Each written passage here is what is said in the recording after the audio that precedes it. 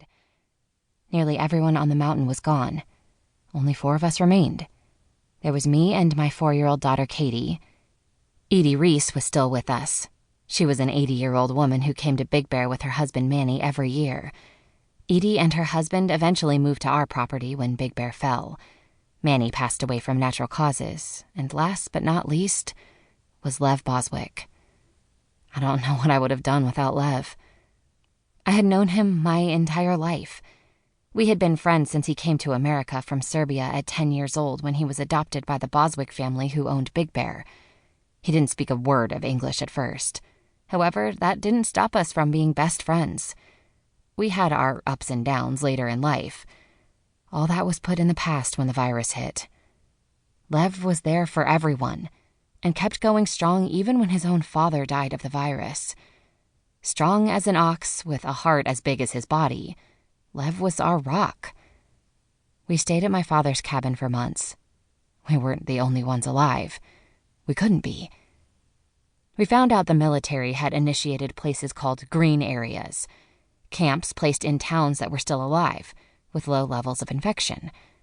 According to maps we found, there were many green areas. We didn't know, after all the time that had passed, if they were still operational. There had also been radio contact with other survivor camps, one in Kansas, another in Kentucky, but those contacts dwindled to nothing. I believe their radios died, and they didn't have a solar generator like we did. They were out there still alive, like the green zones. We just had to find them. That was my goal, to find life. Bobby knew the virus well. He had worked on it for months. Eventually, it would burn out, and all those infected would cease to exist. We only had to wait it out. I thought we had waited long enough. It was time to leave our mountain sanctuary and our safe haven cabin to find others. I believed that was what we needed to do. The cabin was left stocked in case we had to retreat there again. We took what we could in the truck and left to find others. Our first destination was a green area located at a mall in Lancaster, Ohio. It was the closest one. After driving through half a dozen desolate towns, we remained hopeful.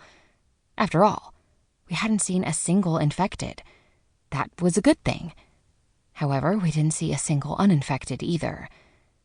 There had been a green area at the mall, but when we got there, it was deserted. There wasn't a sound. Fingers in the chain link of the fence, Lev stared out. "Did you really believe we'd find anything here?" I walked up to him. "Yes." "We drove for 4 hours and saw no one." "We can't be the only ones left, Lev. We can't." "Does it matter?" I huffed out a breath of disbelief. "Yes, it does." "Why are we doing this? Why do we need this?" "Katie needs more than just us." "No, she doesn't," Lev said. "Maybe in the future.